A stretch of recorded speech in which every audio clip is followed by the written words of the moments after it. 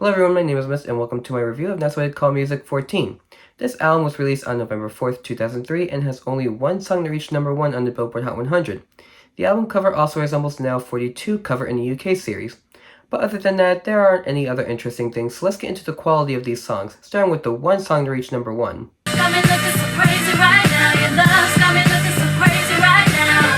It should be no surprise that this song was the one that reached number 1 due to its various accolades. This song contains elements of 70s soul and funk and contains a sample of the 1970 song Are You My Woman? Tell Me So by the Chi Lights. Lyrics describe a romantic obsession that causes the narrator to act out of character. Other than that, you are going to hate me for this, but I think this song is not as good as everyone says it is. It has a nice beat and both artists do well on this song, but I don't like it that much. That being said, it is not the worst song on this album, but I do like this next song better.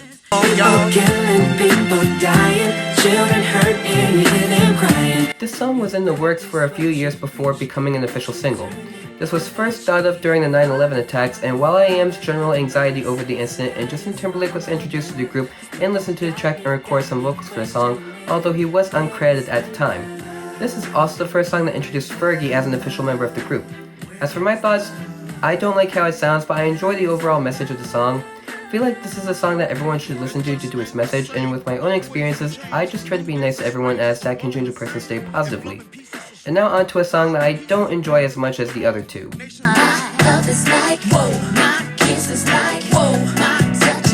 This song has some graphic lyrical content, so there is your warning if you are sensitive to that. This song is about self-love, but took a year to record because of its graphic lyrical content. One of the writers of the song was Missy Elliott, who had originally teamed up with Maya before for the Lady Marmalade cover in 2001, so I feel like that helped the song have more of a personal touch for a lot of people involved. I feel like the song's message about self-love is great, but I don't like the production of the sound. I think it's just a bit too slow for me, and because of that I can't get into it that much. For the next song, even though the remix is the more popular version, we will be talking about the album version instead.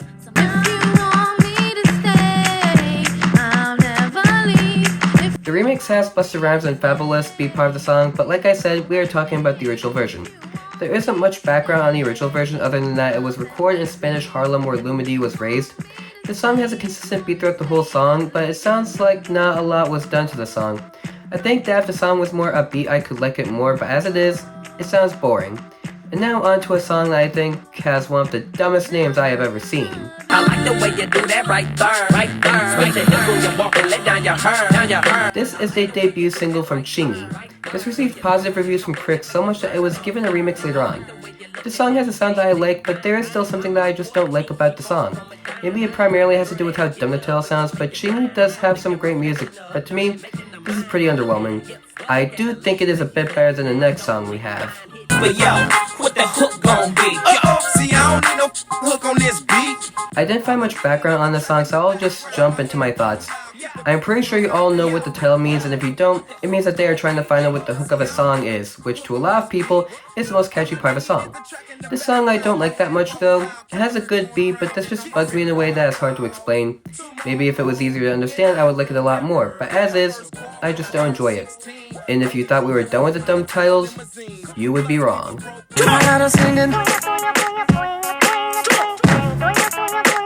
This is probably the most annoying song on this album.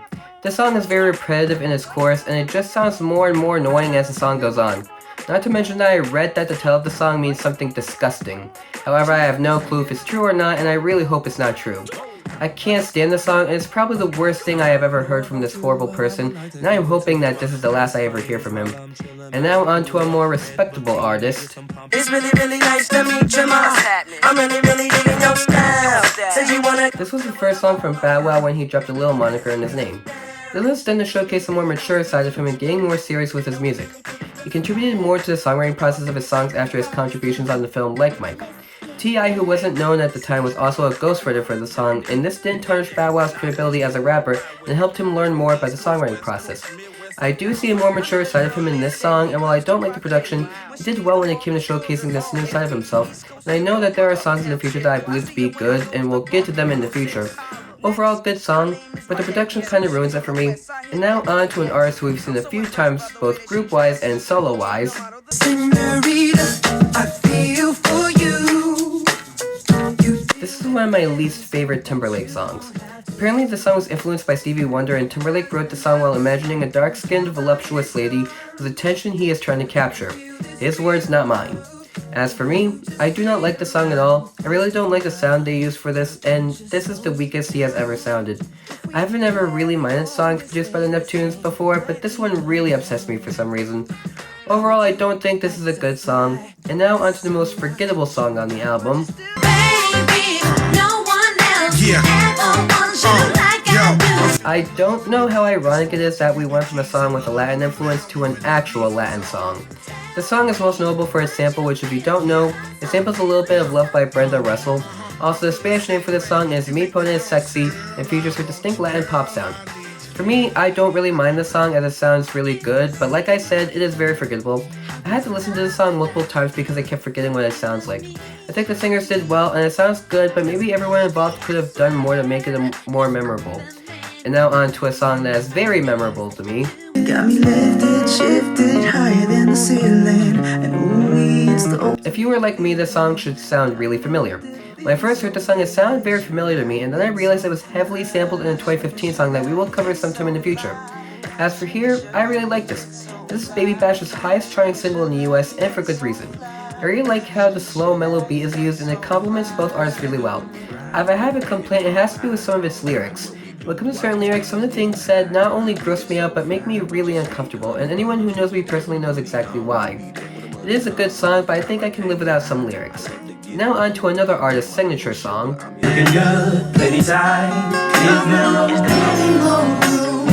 The interesting thing about this song is that this is the first song I think of whenever I think of Genuine, but there's not as much background on the song as his other songs that I could find. In my opinion, I don't like it as much. Slow R&B song doesn't really appeal to me in my taste in music that much. Genuine has a great voice, but the production really brings this down for me. The sound is not new for Genuine, and it has always been what pulls me back from liking Genuine. Overall, I wish I could like this more, and now on to an R&B song that I like more than this one.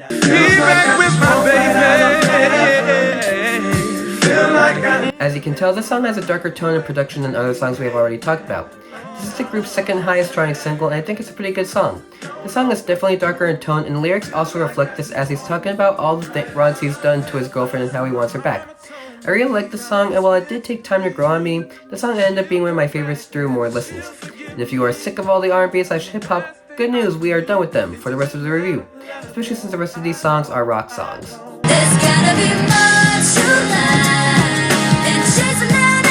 The song is definitely better than the other times we have talked about Orrico. The song conveys a message of a person wanting more from their life, and Orrico herself sings about feelings of emptiness and dissatisfaction that can come from constantly chasing temporary highs. And the funny thing is, the sound is way too upbeat to prove that's what the song is about, and you would expect a more slower sound from lyrics like that. I do like how the song sounds, and considering her other music we have already talked about, this is a song I can definitely say is one of the best ones here. And now on to an artist who turned to the pop rock sound for the album this song is on.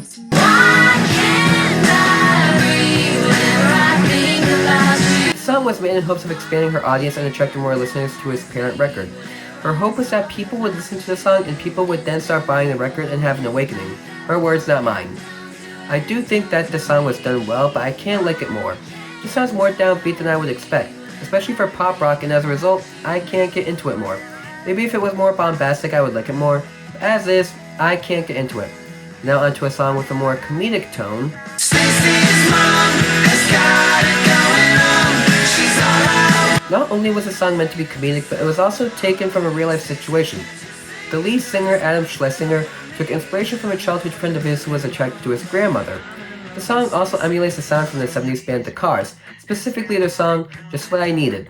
Schlesinger said he wanted to strike a balance between humor and personality, and I think they did that well. I think this is a really good song and ended up being one of my most listened to songs around the time I first heard it. Overall, I think this is a great song, and while I know it won't be for everyone, I would just ask to give it a chance. And now, a song from another first-time artist on these albums.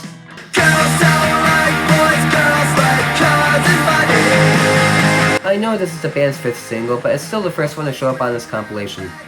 This is a pop-punk song that also has a comedic tone to it as it stereotypes a lot of relationships. The lyrics show the shallowness and level of maturity of men and women in society, and even the tale itself gives it a young and immature feel. It shows how some young people only see what is on the outside instead of what actually counts, which is what's on the inside. I don't usually see a song showcase this, especially in punk, and I think it translates to a good song. I don't think I would actively seek it out, but I still think it's a good song, and a good start for the band. Now on to something I don't think I've covered in some time. A cover song.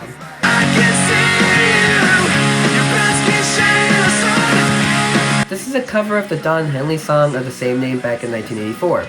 The only thing that is different is that the Deadhead sticker reference was replaced by a Black Flag sticker, which was made in honor of the punk rock band from the 80s. In 2016, Henley himself said that he was not okay with the name change, and then dissed the group, saying that nobody has heard from the band since then.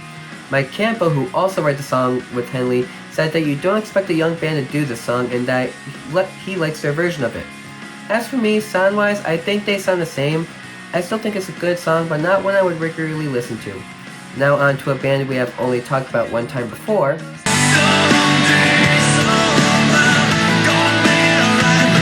I think this is one of the band's less known songs. I did find something that might be what the song is about, but since it is unconfirmed, I will not say what exactly it is. When it comes to my personal thoughts, I think this was a pretty well done song. I think that this song is really good, and even though a lot of people hate Nickelback, I think this is a really good song along with some other songs we will talk about in the future. And now on to a song from a band I have given a lot of praise to in the past. I'm here without you, baby, but you're still on my... When finding out what the song is about, I found something interesting. A lot of what I found behind the lyrics is nearly exactly the same as their other song, When I'm Gone, from the Now 12 review. Because of that, I will not repeat any of it and just stick to my thoughts. I think this is a really good song. This song is their third highest charting song, and I think that out of all the songs we have talked about from them, it is my second favorite from them, with Kryptonite being my favorite. This is also one of the songs I remember most from them, as it is very catchy as well. This is a great song that I think deserves a listen. And that's it for this review. There's some good ones and some bad ones, so a mixed bag overall. My favorite song from this album is Stacy's Mom by Fountains of Wayne, as it is just a very funny song, and I love listening to it. Other songs I like will be in the description below, and next time I will talk about music videos instead of songs. Just don't expect me to show the music video. Until then, my name is Mist, and I will see you all next time. Take care.